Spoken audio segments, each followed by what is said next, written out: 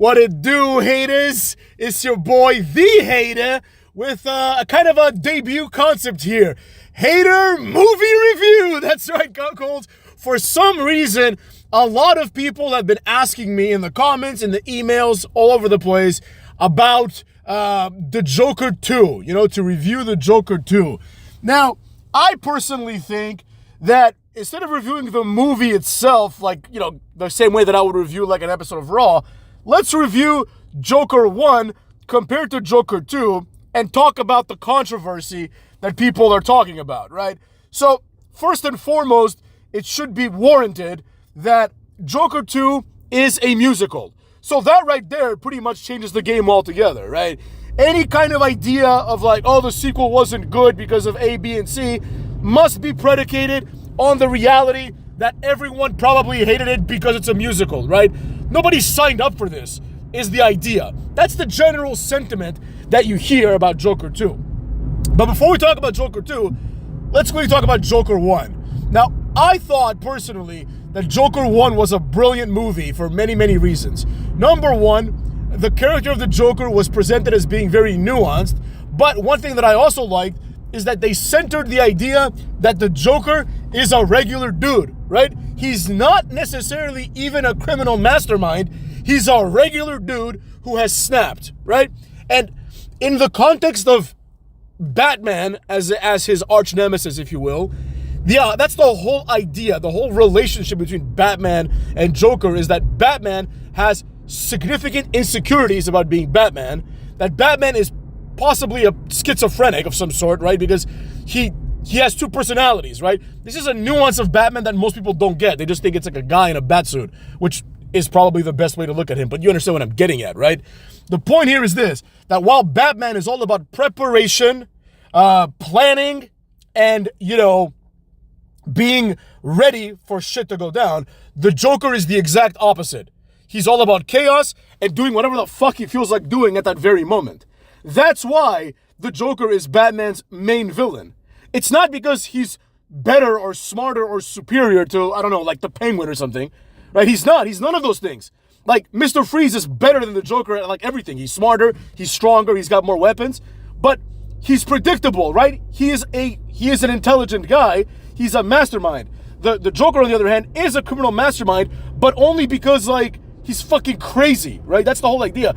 That's why Batman is least effective against the Joker, because all of the things that make Batman go away when he's dealing with the Joker, right? You can't predict what the Joker's gonna do because he's fucking nuts. So they captured that part, I thought, really, really well.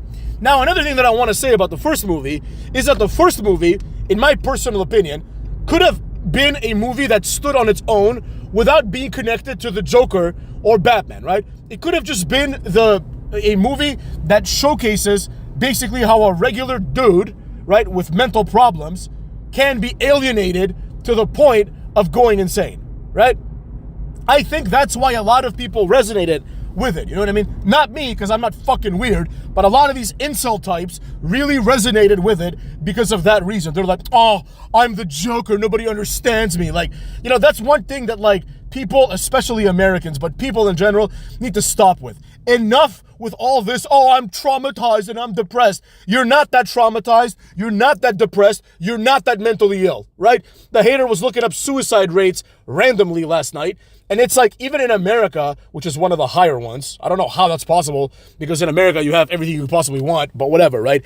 People, the more you have, the more of a pussy you become, I guess. So in America, like, it's like 24 people per 1,000, right? So it's not this like crazy high number, you know what I mean? But this idea that everyone is out there being bullied and traumatized, it's like, dude, fucking stand up for yourself, These things are normal things to happen when you're a child, even when you're a teenager, I suppose. But when you grow up, it's not, like, a grown man should never use the word, I'm being bullied, the phrase, I'm being bullied, or, oh, my trauma, Enough of that shit, man. A real man, right? And the Joker is not a real man. A real man is going to take everything that he's got, all the trauma, all the negatives, and they're going to resolve it within, right? They're not going to download it onto somebody else. Oh, excuse me, all my friends, I have a problem. Everyone stop your lives. to hear how hard my life is, right?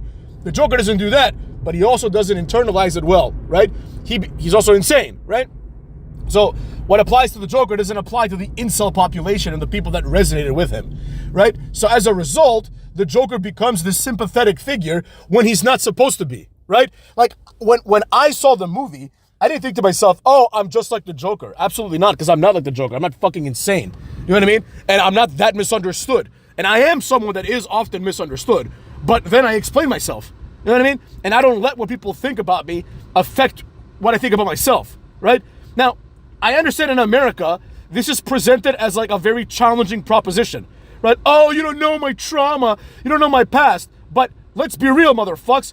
Your trauma ain't that big of a deal. Because I know people, including myself in many ways, who have grown up, and I've had a great life, don't get me wrong, but who have grown up in circumstances that would make the average American crumble in seconds.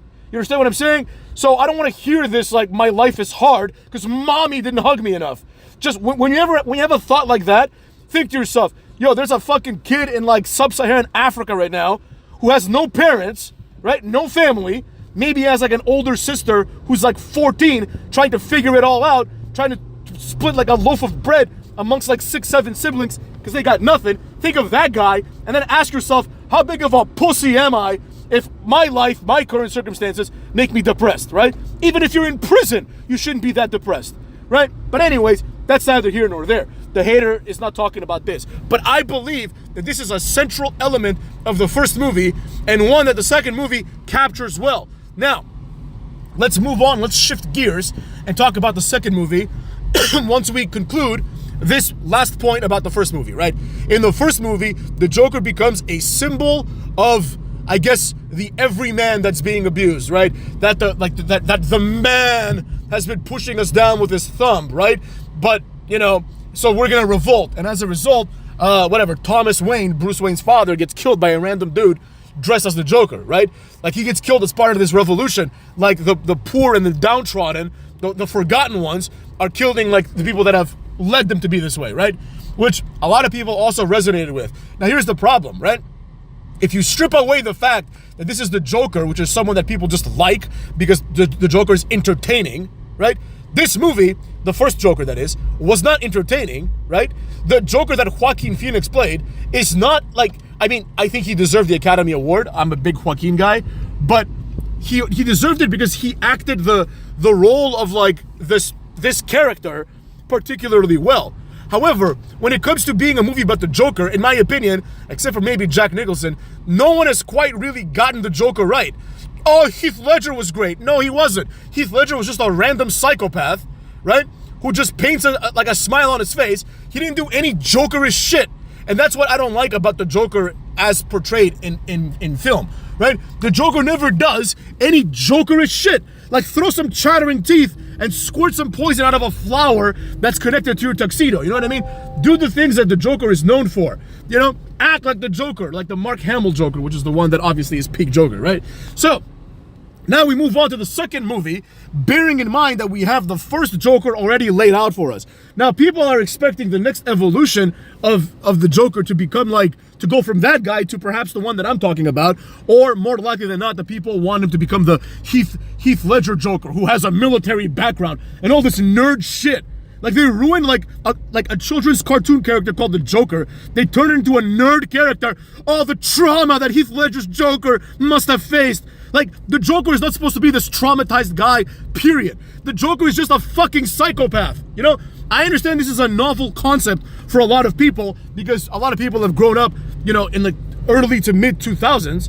But back in the day, back in the 80s and 90s, we had people that we just called fucking crazy. You understand what I'm saying? These people were just people that were insane. We didn't really care what the problem was with them and why they became that way. We just acknowledged they were fucking crazy. Now, maybe that wasn't good from a mental health perspective, but it was sure as shit was good from the perspective of cartoons. And that's how the Joker was introduced, as a guy who was batshit crazy. The entire point of the Joker is that he does not have a backstory, right? So putting a backstory to him is what ruins the character.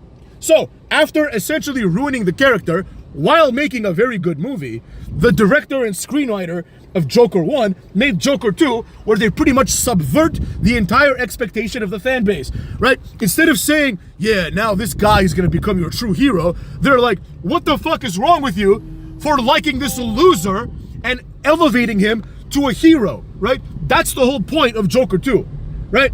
The whole point is like, the real world isn't a fucking cartoon, right? The real world isn't like you kill a few like rich dudes on the subway, and then afterwards you become a hero to the people and you become a criminal mastermind, right? In the real world, you get caught, you get prosecuted, and then maybe you get murdered in prison, just like the Joker happened, right? This was actually brilliant. Now, the way that this was achieved was annoying. I will concede, right? It was very annoying because, quite frankly, nobody wants to see that movie, right? That movie is not compelling. That movie is boring, just like the Joker 2 was boring. But the subtext and the understanding of it made perfect sense if you're following along, right? If you're following along like you're supposed to be. Now, the whole following along logic is pretty much based upon two ideas. Number one, you accept that the movie version of the Joker is not the cartoon one, right? You accept that the universe in which this movie occurs is presented as being different. Meaning that this universe, the Joaquin Phoenix Joker universe, is a real, it's closely aligned to the real world, right? There's no supernatural beings. It's not like the DC universe, right? It's a different context, right? It's a different take on it. So in the real world, this shit will get shut down so quick, right? And that's why in the second movie, it must also get shut down so quick. And Joaquin Phoenix pretty much essentially betraying his Joker persona is the intended consequence of the penal system. The whole idea of the penal system is, okay, stop being fucking weird, maybe we can fix you, right?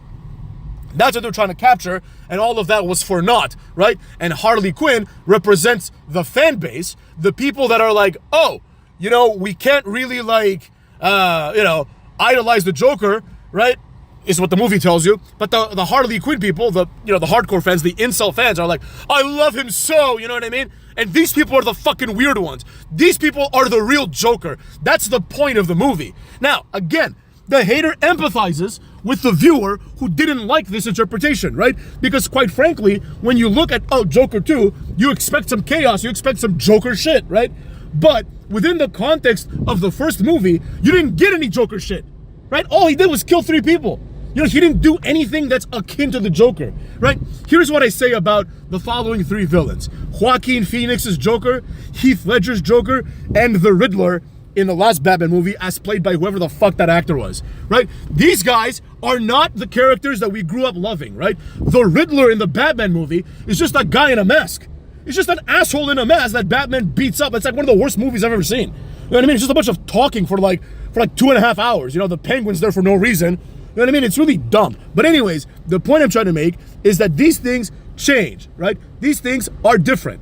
So with all that being said, we have to kind of look at the world and the movie from that lens. And that lens is the correct lens to view it from. Now, the movie didn't, people didn't like the movie because like nobody got what they wanted, I suppose.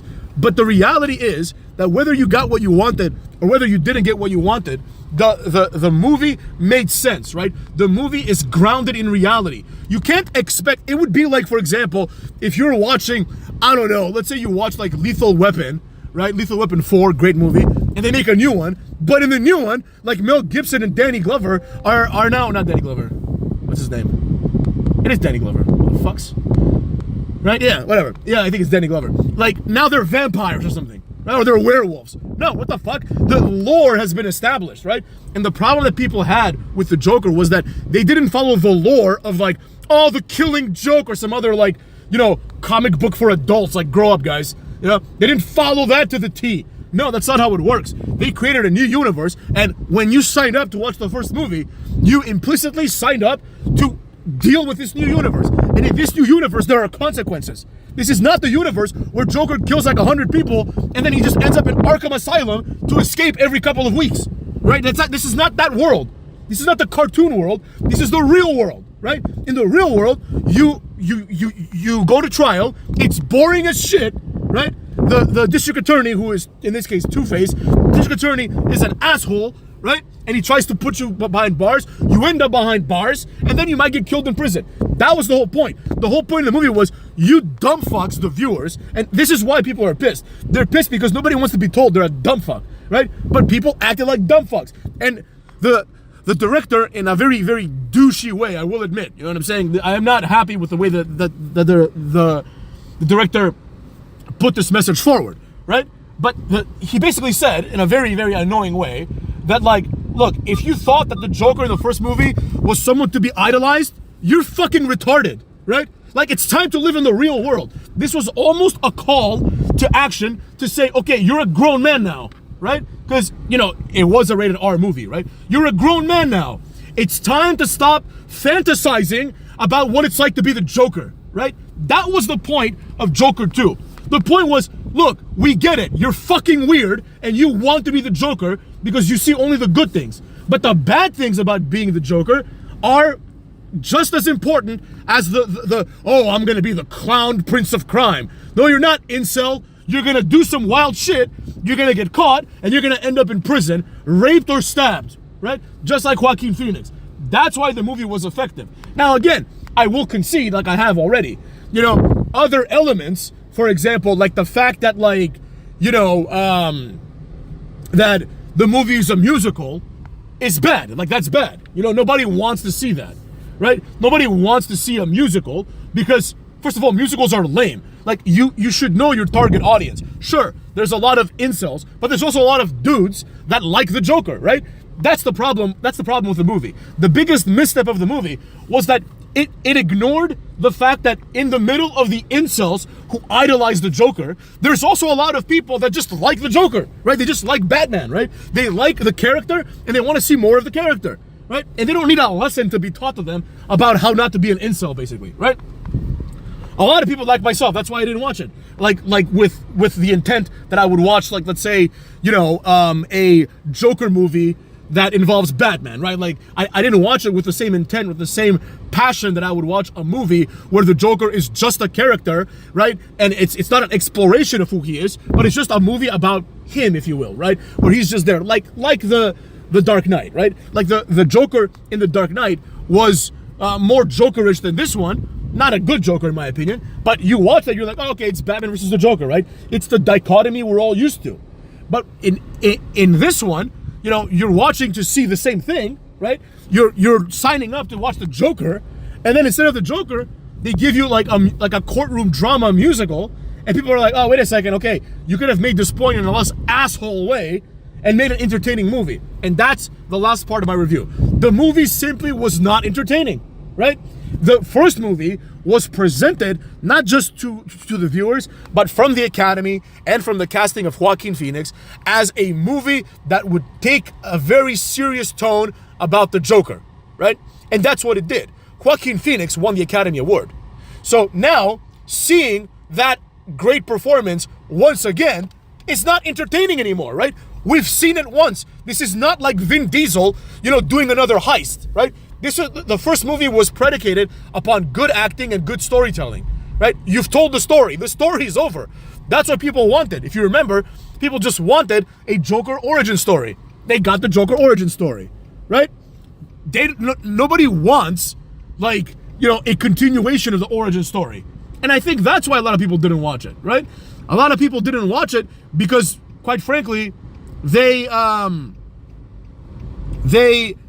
didn't have the patience to go to the theater and watch Joker again, right? And it's no, like, it doesn't speak to the quality of the movie per se. I mean, the movie was pretty, like, mid, but it doesn't speak to the quality per se. It just speaks to the exhaustion of, like, yo, we've already seen this song and dance, right? And now I don't want to see the same song and dance again, and this time literally have it be a song and dance because it's a musical. And I think that's the part. While the first movie was a serious movie with a somber tone, the second movie was not serious, did not have it's serious in its subject matter, right? But it's not serious because it's a fucking musical. So people are like, oh, I'm not gonna watch this shit, you know what I mean? This is like for kids, right? This is like for women or something. I don't know what people are thinking, right? So that's the idea. If you cannot get it done, don't do it. Cuckolds. Yeah. Punk bitch.